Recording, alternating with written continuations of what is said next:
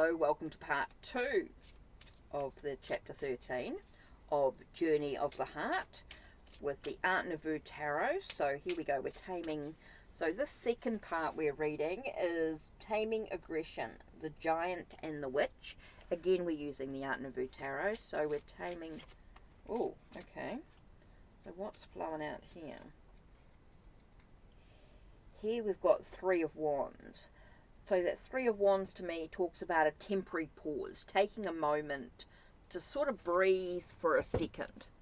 Just take a moment to breathe. Take a second to just breathe for a minute. Look at what you've achieved and where you're going. You've got the sense of awakening within oneself, resurrecting something within oneself, your true self. Awakening your soul. Ooh. We've got looking at your achievements and moving forward on this journey, being able to look at where you're going and what you're doing. Acknowledging the victories that you're having in your life. I feel like it's acknowledging the small victories. Here you've got this big achievement going on, right? But you also have to remember all the small steps you've taken along the way, which is really important here. Being able to deal with any conflicts and strife.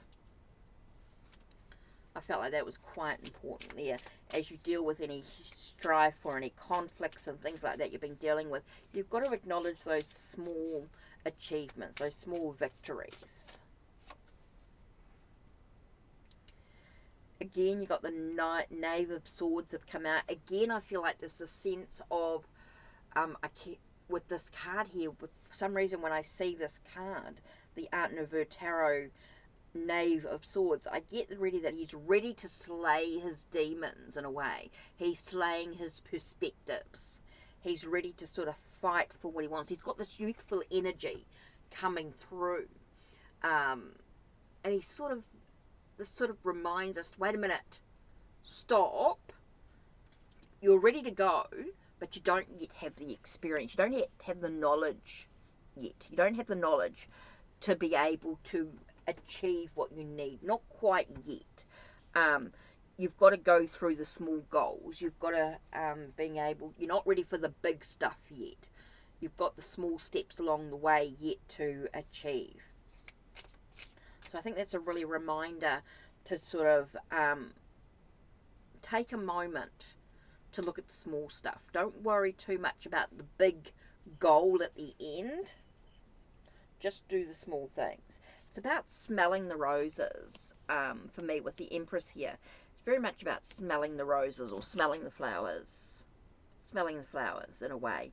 Being able to sort of be in the moment. Create something new and beautiful within this relationship that's going on here. Whatever's happening here. Within yourself and within others. So let's have a look and see. What do we got with the Oracle of the Red Circus? Oh, okay, so this one I've got here. We've got the dragonfly. When a dragonfly appears in your reading, it indicates an increase in maturity and a time of great changes. So yeah, I feel like that as you move through that process of one step at a time, you're growing, you're developing, you're I just feel like you're growing and developing within your journey here, one step at a time. The feline. Now is the time to move like a cat. Pounce on opportunities, but do it with animal grace. So it's like taking the opportunity, the small victories, that pounce on those small victories, being able to sort of move ahead. That's quite interesting. I feel like there's one more card ready to come out here. Oh, there it is. Lydia. You will encounter an individual who's willing to share a vast amount of knowledge gained through life experiences. So I feel like you've got someone coming into your life who's going to assist you on this journey. And that's going to help you develop and grow and move through this and create something new. Interesting. So maybe you need to get some help. in regards to this journey. Reminds us that we don't have to do it alone. Okay, taming aggression, the giant and the witch, as we continue chapter 13 of Journey of the Heart, The Path of Conscious Love by John Welwood. Right. If a man cannot take a firm stand in his yang power with a woman, he may try to overpower and control her instead.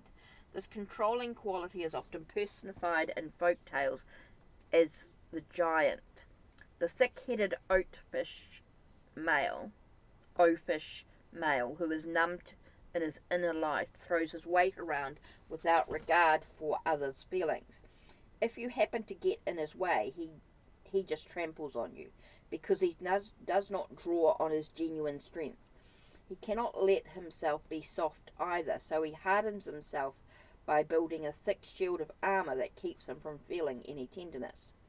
Many men in our society have some element of the oafish giant in them, which comes across as a gruff, callous streak, an extreme version in the rapist who seeks not intimacy, but supremacy.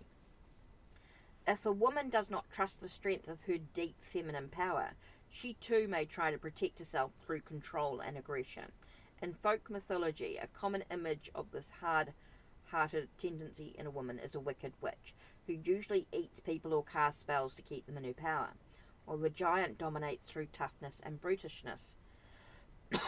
Excuse me. The witch controls through cunning and trickery. The witch wants to harm men, unlike the Dakini, who uses his fierceness to awaken them. This is because the witch is angry about being unable to be yin. She cannot trust the masculine to honour and protect that side of her. It is important to understand that these elements are only fragments of our personality, old karmic residues, never the whole of who we are. For instance, when a man discovers a woman's hostile streak, he should not imagine that she is a witch, but if he wants her, he will have to tame that part of her, and thereby help free her young yin from the witch's spell. He may or may not be up to this task. If he is not, he may fall under the witch's influence and be subdued by her. To tame the hostile streak in a woman, the man must display genuine yang strength, courage and willingness to stand his ground. If he is aggressive or domineering, he will only stir up the witch's wrath all the more. If he is passive or soft, she may eat him alive. Kathy was a beautiful woman in her mid-30s who had never found a man who was good enough for her. She seemed soft and warm on the surface, but when men got to know her, they found her strangely aloof and impenetrable. Her mother had been a successful businesswoman who had left her in the care of nurses, so from a very early age, Kathy suffered from lack of contact with a strong, nurturing feminine presence. As a result, she developed an identity built upon the story. I can take care of myself, I don't need anyone. Her father also had not been emotionally available. Out of his own insecurity, he was domineering rather than protective or fatherly in the best sense. Yet Kathy idolized him, and her beauty won her the honor of being his favorite child. In her adolescent years, he would approach her a little too intimately, which scared and embarrassed her. So while her mother's distance left her distrustful of her own femininity, her father's unpredictable swings between being unavailable and overindulgent left her with a deep distrust of men as well. Since Kathy did not trust male power, she would always try to test a man's strength at a certain point in a relationship. She would turn on him and hurt him in some deep way, sometimes by sleeping with someone else, sometimes by verbally assaulting him, or she would often say the most outrageous things to see whether he could stand up to her. In this way, she was crying out for a kind of contact that would release her from her deepest fears. Would her partner buckle under when she screamed and shouted, or could he handle her fury? This was the strength she needed to find in a man. Of course, neither she nor her lovers had a clue about what was really happening. She would even hate herself for becoming too aggressive, while her lovers would often leave in horror or defeat. Eventually, a man came along who would stand up to her. Somehow Paul was not daunted when Kathy's fierceness would emerge, or when she would become cold and aloof. He saw these as distorted expression of a wild beauty that he also loved in her. Paul was able to tame her aggression by holding the sword, bringing his unflinching male strength to bear on the situation, while also maintaining forceful contact with her. This did not mean wielding the sword, using his strength to bully, attack, or hurt her. When Kathy would start acting out her woundedness, Paul would hold his ground and let her know, I'm going to meet this part of you head on and not let you get destructive. Early in their relationship, when they would have a fight, she felt overwhelmed with rage. By way of hurting him was to walk out and not call or come back for days. As time went on, she would not stay away as long. Finally, one day, when she was threatening to walk out and leave for good, Paul held her, sat her down, and told her firmly yet lovingly, You're not going anywhere. You belong right here. Take off your coat and stay a while. After that, she never ran off again. Of course, this would not have worked if he was just imposing his will on her. But because he was showing her that he was really there for her, and that he was not afraid of meeting her with his strength, she could relent and soften. By holding up his sword of discrimination, saying no to the negative witch and yes to the beautiful wild woman he loved, Paul was also helping Kathy distinguish between these parts of herself. By naming and standing up to the witch, he was protecting her from her own fear and aggression, by meeting the genuine need behind her witchiness. To know that a man could really be there, he helped her come out and join him, and by showing her his yang strength, he helped her trust that she could be yin in relation to him. When she could count on him to be her powerful present, no matter how much she was lashing out, she could relax. She no longer had to fight against being a woman. This is how he tamed her. A woman also can tame the aggressive streak in a man, but usually in a somewhat different way. Through the power of gentleness, the angry feminist stance, which uses yang aggression as a weapon to attack male power, does not bring out the best in a man. When the yang in a woman attacks the yang in a man, it usually only makes him more aggressive. Or, if he does cave in, he may become henpecked, which is a sign of a spirit that has been broken rather than tamed in a positive sense. It is important to distinguish true gentleness, which is grounded in strength, from passive compliance, which, because it is cut off from strength, may incite aggression instead of taming it. In the I Ching, the hexagram called the gentle is also known as the penetrating, thus indicating its dynamic, piercing quality. This kind of gentleness, like water, can seep into and penetrate the cracks in a man's armor, awakening the deep, powerful masculinity within him. Serge was a man whose aggressive streak would start to come out whenever he was deeply involved with a woman. He would treat her callously or insensitively in various ways. In childhood, his father had not been around to protect him from an alcoholic mother, so he had developed this hardness as a defense to keep his mother at a distance. He had already destroyed one marriage by relying too much on this defensive structure. When Lynn first came into his life, she loved him very much, but couldn't figure out how to handle his aggression. She could see that underneath it he was afraid of being hurt, and that attacking him would only make him harden further. Her uncertainty about how to handle the situation brought her to the razor's edge, where she felt both the pain of his hardness towards her and her love for him. Drawing on the strength and presence that emerge when we simply open to our experience, however raw it is, Lynn was able to expose her pain and her love without defense or fabrication. This enabled Serge to feel the quality of her love and see the effects of his callousness in a way he never had before. He admired her for the soft quality of strength she was expressing and felt a desire to be worthy of her love. A sense of gallantry rose up inside him.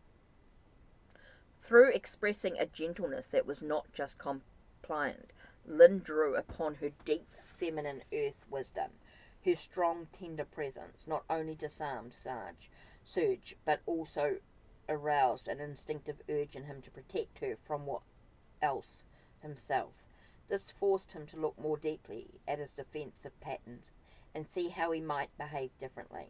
Since aggression is hardness cut off from softness to overcome, if we need to bring these two qualities together in ourselves, both Paul and Lynn, for example, used a balance of strength and gentleness to tame their partner's distortions, yet there seems to be a general difference in the taming styles that work best for men and women. A man is usually more successful if his firmness is in the foreground, supported by an underlying quality of gentleness, while a woman is often more effective if her gentleness is in the foreground, rooted in an underlying quality of strength. Of course, there will always be times when the opposite style is called for. For instance, a woman may also need to hold the sword, stand her ground, and display her wrath, like the fiery Dakini, especially if a man is bullying or abusing her. She may need to protect herself by sharply confronting his aggression. Yet, if a woman's general strategy is to attack a man's defensiveness through toughness and confrontation, she may cause him to back down, but she will never tame him. Taming can happen only when we can get bigger than our partner's distortions. Therefore, if we are stuck in a lopsided stage of our development as a man or woman, we will have a hard time subduing our partner's monsters. Neither the macho male who must prove himself, nor the soft male who only wants to please can tame or outwit the wicked witch. A man can penetrate a woman's aggression only through expressing a balanced, mature strength.